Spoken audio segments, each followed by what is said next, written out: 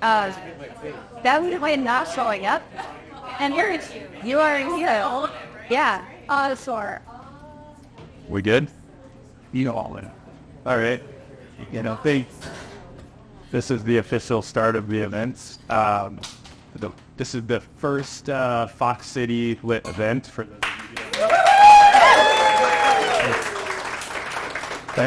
This pump like it's the 80s. Thank you so much for being here on this very sunny, sweaty, yet cloudy day. I think, what is this called, Erica? Pillows, stuff? pretty sure it's pillow stuffing. It looks like it's 100% polyester. Is that EDM accoutrement? Frankie, our wonderful bartendress, has informed us they have EDM dancing here twice a month. So our next reading may be a rocket. Or maybe, depending on what happens today. See how it goes. Yes. So, yeah, thank you all for being here. It's awesome to see so many people. There's many things you could be doing on a Sunday afternoon, whether on a screen or not. And so thank you for being here. Thank you so much to the old Firestation for letting us use this awesome space. And Frankie, who was tending the bar. And she's on like your 6th or 7th day of back-to-back doubles. So this is my 6th day working. I worked 3 16-hour days. The hero. Okay, yes. All right. Yeah. And then we were slammed last night. No, man. All right. Well, thank you, Frankie. So, like any experiment, it's really cool to see something that starts as an idea and then becomes something actually like concrete, something, that's actually happening in a real place with real humans. And I'm like pretending like I can touch the event. Is this real? Is everything real? It feels very real. So we went from idea to something real, and we're very, very excited about that. Erica, Billy, and I have been just kind of talking about like how much we've really appreciated and loved and been so inspired by the DC area lit community as we've been going to different events all over the DC area, DMV if you want to call it that. And we just kind of wanted to add to it. We wanted to have a nice little pocket of literary richness here in Fairfax City. And hopefully it will work, right? Hopefully this is the first and not the last one. So hopefully many more to come. What else do we need to say to get going here? Not much. Not too much. So without further delay, I think I'll introduce our first reader. Oh, the other thing I should say is we're going to have 4 readers today. Really talented local writers in different genres, different styles. We'll have 2 readers to start, and then like a 15-minute intermission, and then 2 more readers, and feel free to just hang out, socialize, admire what's going on here. Talk to people. All right, so now if you'll allow me to pull out a folded up sheet of paper from my back pocket. Thank you. I hope that the bios are here. They are. Yes, there they are. If this were a dream, they wouldn't be there. I'm pretty sure I've had this dream. It's blank. I'm like, oh no, I've got to have your pants on. Yeah, turn up. Well, that we can't given how today went. That is a small miracle. Lots of miracles happening today. Fox City lit, where miracles happen. Michael has 2 small sick children and a sick wife.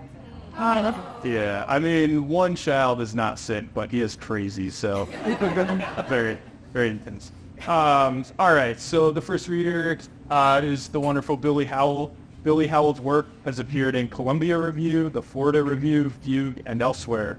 An enrolled citizen of the Cherokee Nation of Oklahoma, he lives in Fairfax with his lovely wife, elderly cat, not here. Ancient tinker is rabbit, also not here. In his free time, he is trying to master German grammar, and to expand his repertoire of 90s guitar covers.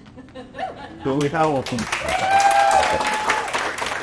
Thank you all. Thank you all. Thanks to Bible. Thanks, Box City, for encouraging this casual Virginia literati to exist. The piece I have here is actually from a longer piece about a recent trip that we took, and hopefully I narrowed it down in a way that makes sense. Call this bit, Pursuing the Maple. Stockholm's Arlanda airport resembled nowhere on earth so much as an IKEA marketplace. The concrete floor exposed rafters, the labyrinth you have to navigate by following arrows secret to the floor, and every bit of signage uses that same Swedish national blue and yellow. My wife Erica and I are here to celebrate Midsummer at a place called Skansen, billed as, quote, the world's oldest open-air museum. We play the dance around a maypole and enjoy any pagan activities on offer. We're also here because we need a break from our American routine. After 4 years of social isolation in a basement apartment, basically talking to no one but each other or our therapist, and falling asleep in a panic to podcasts about Supreme Court decisions, where excitement consisted most recently of Erica suffering a spider bite while gardening, we've come looking for human connection. My theory is that this will be easier, and it will be easier to think that people are basically good if we can't really understand what they're saying. The Uber to our hotel races forward on city streets, then stops short as pedestrians blindly walk into those streets. We drop off our luggage and walk the city until our room is ready. We're not about to let Erica's spider bite slow us down. Red sculptures of ducks hover outside our hotel, dozens of them, up and down the street, suspended on a system of wires. From the window of our hotel room, we could reach out and touch them. From ground level, it turns out that the ducks demarcate a long stretch of restaurants and thrift stores, a ramen shop, a goth lingerie shop, a Korean fusion joint. Our hotel is in Norrmalm, which seems to be an upscale shopping district. Looking at the Stockholm map, it takes me longer than I care to admit to realize that Nord is north and Söder is south. Exploring the streets on foot, Erica and I agree on one thing. Every Swedish speaker we pass is dressed to the nines, in tailored suits and dresses, but they're also wearing comfortable sneakers. Erica's analysis, sensible shoes for the win. And Stockholm, by the way, is a city ruled by pedestrians. Cars come careening down the streets, but they all stop on a dime for the harried locals who step boldly across intersections without looking. This is a troubling anthropological discovery for Erica. She can't quite adapt. She keeps stopping to let cars pass. In crosswalk, she waves at drivers and mouths, thanks. We walk the city in full sunlight day or night, trying to estimate the time as a fool's errand. Instead of checking the clock, it's when we notice we're hungry that we search for some traditional midsummer food. We wait in line for a seat at the Gästebud. I do it about Swedish grammar here. Swedes decline their nouns.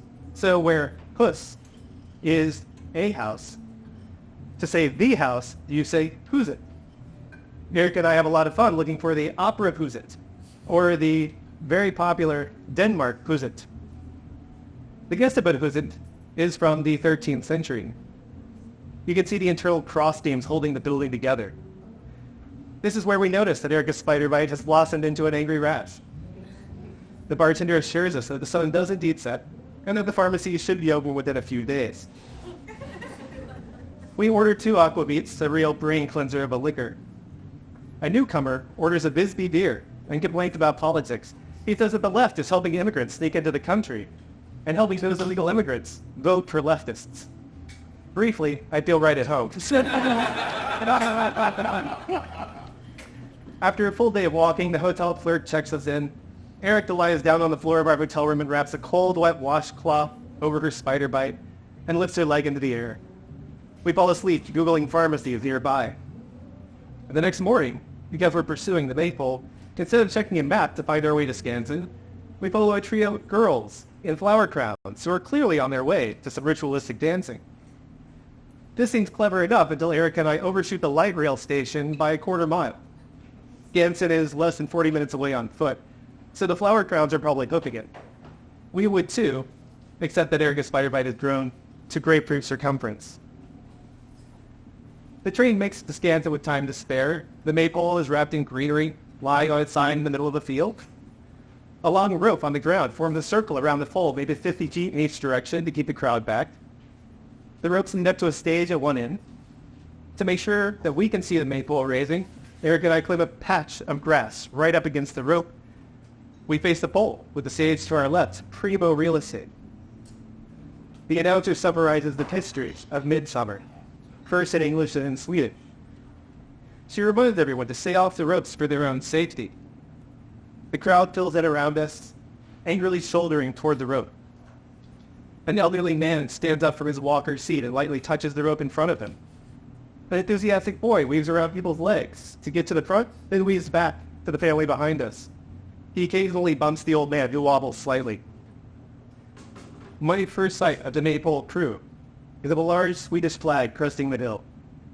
The marchers all wear traditional costume, meaning they resemble wealthy alpine farmers from the Regency era. Some in tight double-breasted vests and top hats or bowlers. One wears a tall Phrygian cap. The women all wear decorative aprons. The leader, with the flag, looks like a small-town librarian with his round tortoiseshell glasses. No offense to tortoiseshell glassware. And the flag march has a military flair. It's both charmingly nostalgic and frighteningly nationalistic. The fact that we're inside of what is basically an enormous theme park is what keeps the display innocent. That and the fatal flaw of all tourism. They were here from all over the world to watch a Swedish tradition, and said tradition has been roped off, separating the spectators from what is meant to be a communal event. The maypole becomes entertainment with a capital E, and those of us behind the ropes might as well be watching a live stream. Never mind the fact that scores, if not hundreds of people in the crowd are doing their damnedest to film every second of the event, so that instead of watching the maypole raising, they watch their own real-time digital footage of the maypole raising. From the screens I can see almost all this amateur footage is crooked and jumpy and blurred from being zoomed in too far. One stray arm from the crowd tilts blindly in the direction of the maypole, catching a glimpse of action only every 10 seconds. One unfortunate soul is trying to record video on an old flip phone with all of 2 megapixels of resolution. The maypole crew carried giant tongs that looked like 2 telephone poles lashed together. I can't emphasize enough the sheer size of the maypole. Getting it upright involves a dozen maypole experts, levering it up a foot or 2 at a time, with the one coordinated heave after another, the whole team uniformly inching up the great swaying mass of the greenery-wrapped ballast, lifting and holding, the crew leader inspecting their position with each foray, the maypole threatening 3 separate times to veer off of its prescribed arc and smash into a few errant pedestrians. The leader circling the crew and making minute adjustments inch by inch every second. The MC keeps the audience involved, finding your count so that we all yell, "Et, the, hey," as the maypole crew squeezes their telephone pole scissors and lifts the maypole another foot or 2. One modern addition is that the standing maypole is secured to the spot by a final crew member with a power drill. When the bolt holds to quite a line, another crew member bashes the maypole's face with a sledgehammer. As soon as the bolts are secured, the retaining ropes drop and the crowd charges forward. The MC calls out, "Everyone step back. Everyone grab the hand of the person next to you. We have to form rings. The rings need room to move. Everyone, move back. You have to give the others room to dance. Move back." No one moves back. No one can dance. If this round crowd were a vital of Led Zeppelin spore, Eric and I are about Battle of Evermore Deep. We slowly stumble to the left, trying to repeat the MC's instructions to our unmoving neighbors. I'm holding the hand of an older man wearing an Australian digger hat. He yells back to his children in a Scouser accent, telling them to keep up. Worming our way further left, Eric and I are finally squeezed out of the crowd.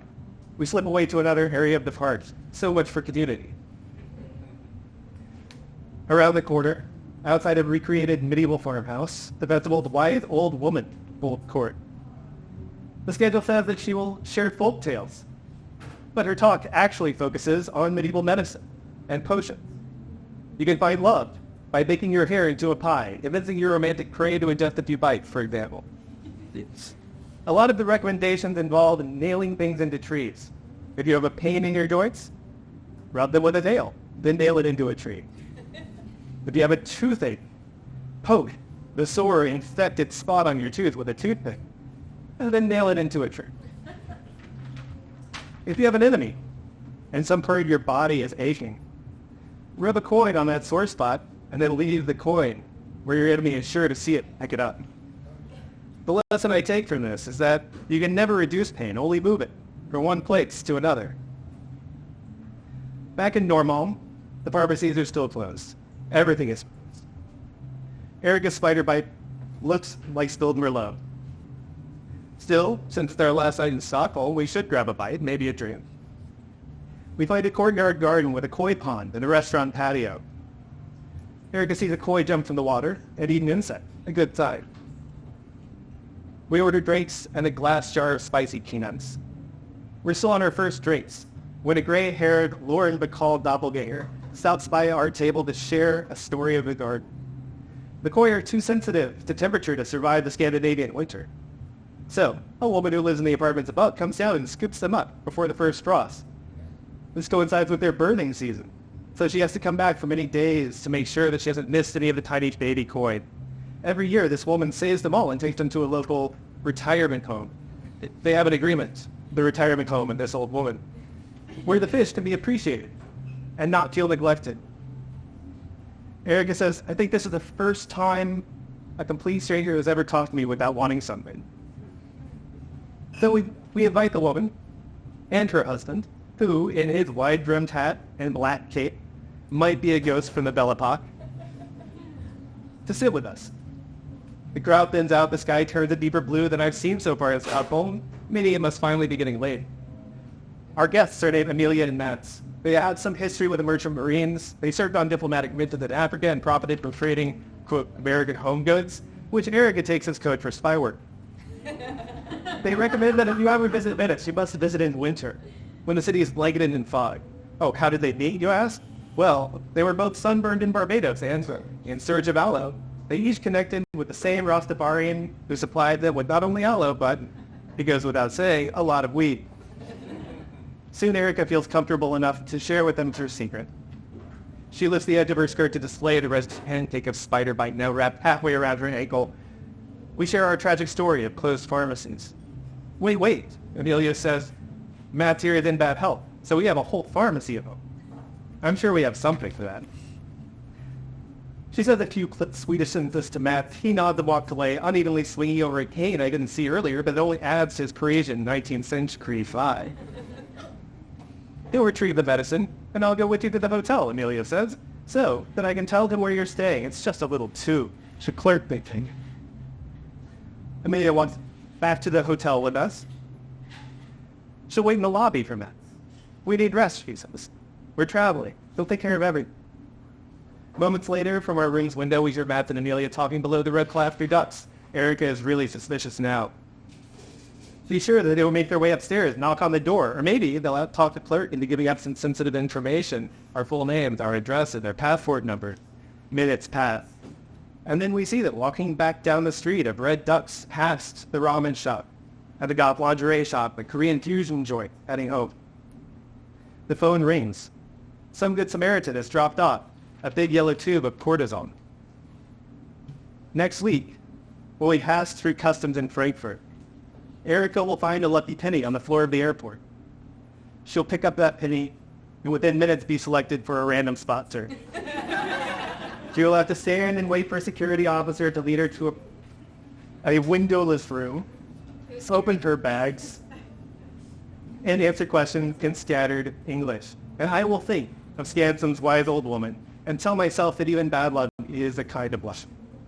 But for right now, in our sunlit midnight hotel room, our medicine has arrived. Thank you.